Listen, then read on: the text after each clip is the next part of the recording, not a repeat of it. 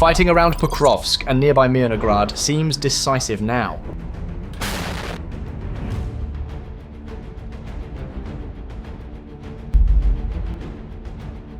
The situation increasingly favors Ukrainian defenders in the area. Russian forces continue applying pressure, yet they remain unable to translate effort into operational success. Over recent days, the number of assaults in this sector has matched or exceeded activity elsewhere along the front.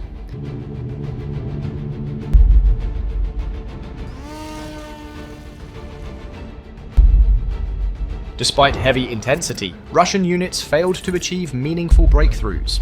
They also could not sustain operational momentum over time. Pressure has also increased toward Hulyaipole and the broader Zaporizhzhia direction. Even there, Ukrainian defenses continue disrupting Russian operational coherence and timing. These developments echo earlier Russian attempts to push toward Pokrovsk. Those previous efforts collapsed after Ukrainian territorial defense units shattered key thrusts and supply routes. The Dubrivka Axis once carried Russian expectations of rapid progress and symbolic gains. Instead, it became a case study in overreach, poor coordination, and logistical fragility. Recent communication disruptions followed another large overnight Russian strike. Ukrainian officials confirmed that critical infrastructure was targeted across several regions. Electricity and connectivity suffered temporary outages in affected areas. Despite these disruptions, Ukrainian command and control systems stabilized quickly and effectively. Operational continuity was restored within hours, limiting battlefield impact. Russian expectations of paralysis once again proved unrealistic. Alongside battlefield updates, developments emerged beyond the front lines. The United Kingdom announced nearly $270 million in new funding for defense readiness. British defense officials stated the funding supports preparedness for potential future missions. The goal is rapid deployment if diplomatic conditions allow. This announcement underscored growing Western confidence in Ukraine's resilience. It also reflected long-term planning rather than short-term crisis response. The funding signals a belief that Ukraine remains a stabilizing force, not a collapsing front.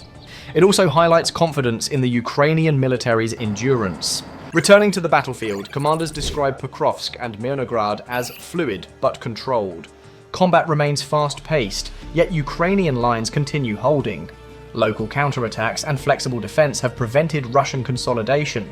Ukrainian forces consistently deny Russia the ability to exploit small gains.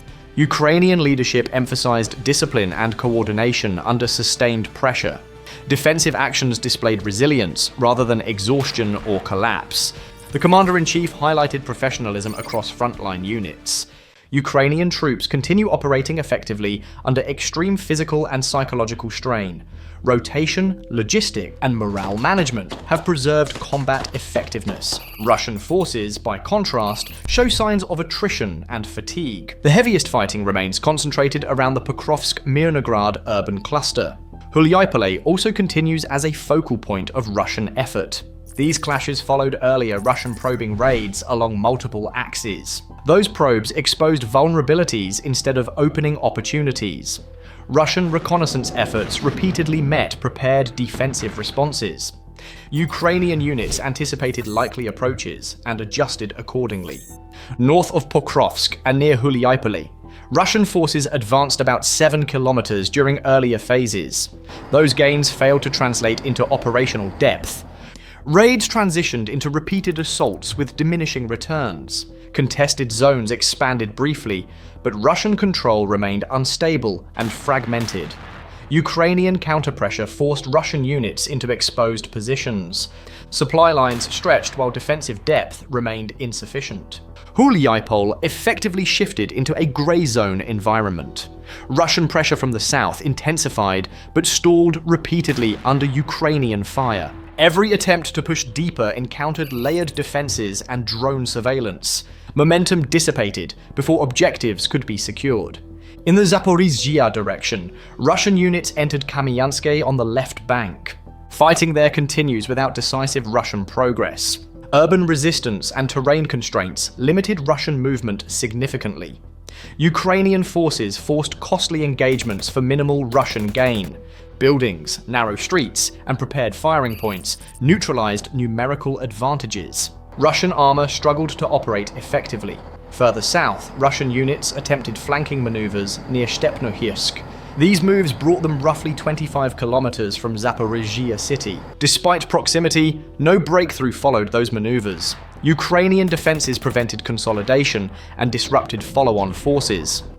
Russian units reached geographic markers, but failed to secure operational leverage. Distance alone did not translate into control. Under constant pressure, Ukrainian forces maintained a narrow but vital logistics corridor. This route into Mirnograd remains contested but functional. Holding that corridor proved critical for sustained defense and morale. Russian efforts to sever it repeatedly failed. Every attempted interdiction met with rapid response and countermeasures. Ukrainian planners prioritized flexibility over rigid supply patterns.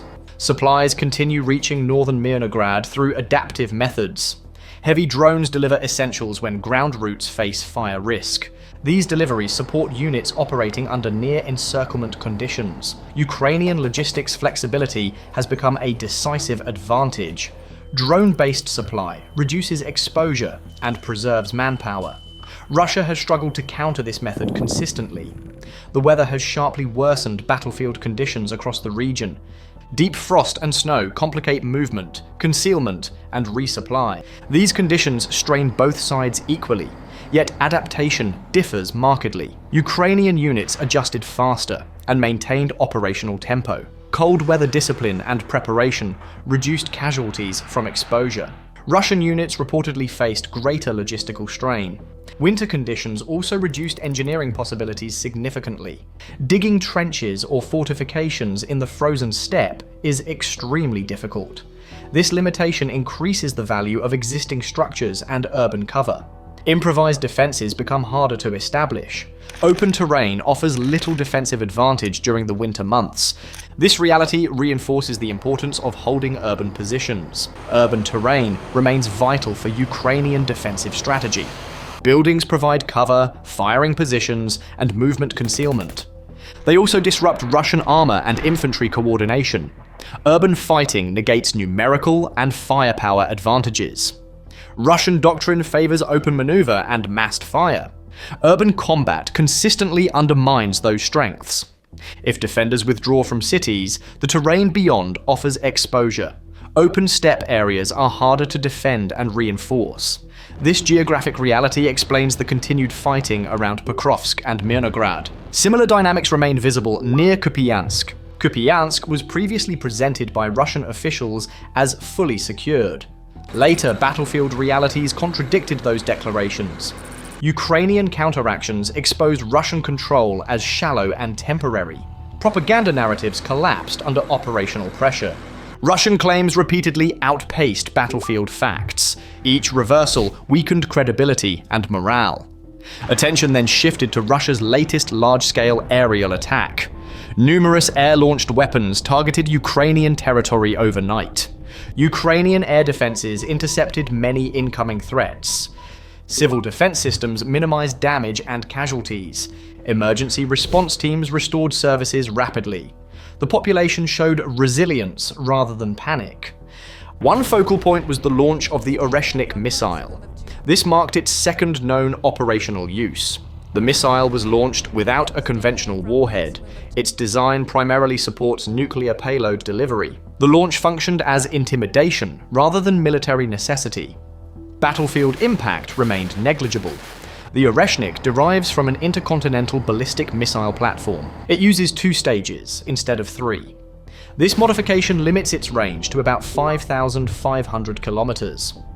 That categorizes it as medium range. Its warhead structure includes 6 primary blocks. Each block can theoretically host additional sub-elements.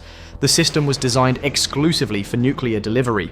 Rapid conversion to conventional explosives remains impractical. Extreme flight temperatures complicate explosive integration significantly. Conventional warheads risk premature detonation. As a result, recent launches relied entirely on kinetic energy. Resulting damage remained limited and localized. Similar outcomes were observed near Dnipro and later near Lviv. Heat and velocity caused surface damage only. These launches function primarily as psychological signaling tools. Their audience extends well beyond Ukraine. Russian messaging framed the strike as retaliation. Claims referenced alleged Ukrainian actions against Putin. Western and Ukrainian intelligence assessments dismissed those claims. No credible evidence supported the narrative. The broader signal targeted European audiences directly.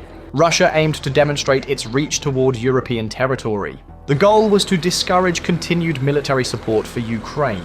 European air defense limitations were emphasized. Most European states lack systems capable of intercepting Oreshnik missiles. Older Patriot systems remain ineffective. Germany possesses Israeli-made systems with interception potential. Their presence attracted Russian scrutiny. Unidentified drones were previously observed near those systems. German short-range defenses struggled to respond effectively. Those incidents revealed readiness gaps against reconnaissance threats. None of the drones were intercepted. Russian planners understand these limitations clearly. Reconnaissance likely seeks locations of advanced systems. Despite aggressive rhetoric, Oreshnik numbers remain limited. Only a small number are operational. One missile was used near Dnipro previously. 2 other launches reportedly failed during testing. Another missile was intercepted by Ukrainian security services. The latest launch followed those setbacks. Some systems were reportedly transferred to Belarus. Actual deployed quantities remain uncertain. Overall, the campaign seeks psychological pressure on Ukraine and Europe. Russian leadership assumes European caution and hesitation. Ukrainians have adapted to sustained aerial and missile attacks. European societies remain less accustomed to such stress. The missile use coincided with the United States' actions against Russia's shadow tanker fleet. Several vessels were seized under international law. These seizures targeted revenue streams supporting Russian operations. Legal pressure added economic strain.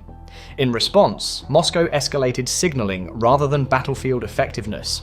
The approach resembled strategic intimidation. European leaders acknowledged this pattern publicly. They warned large-scale strikes will continue without stronger support. The underlying conclusion is increasingly shared across Europe. Only decisive assistance can disrupt this cycle. European understanding has evolved steadily since earlier stages. Leaders now recognize that Moscow responds primarily to strength. Ukraine's most reliable security guarantee remains its own forces. External assurances depend on political decision-making. Debate around Article 5 intensified across European capitals. Governments examined obligations and response mechanisms. Participation levels vary by national choice and capability. Automatic responses are not universally guaranteed. This ambiguity concerns frontline states deeply. Russian leadership actively searches for alliance weak points. Baltic states possess limited manpower and strategic depth. Poland also remains under close Russian observation. In contrast, Ukrainian forces bring years of hard combat experience. They have resisted sustained pressure since 2022. That experience forms a core pillar of regional security.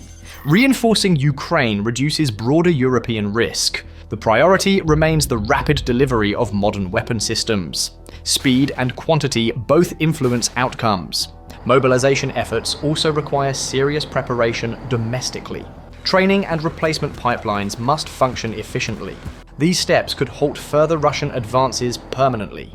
Without them, current patterns may persist. Protracted negotiations may favor Moscow strategically. Ceasefires remain conditional on lengthy agreements. Such processes could drag on for months or years. Russia seeks to exploit delays and fatigue. The situation underscores a central strategic reality. Strength shapes outcomes more than promises. What happens next depends on choices made now. Will support arrive fast enough to secure victory? If this analysis clarified events, subscribe and share your thoughts. How long can aggression survive unified resistance?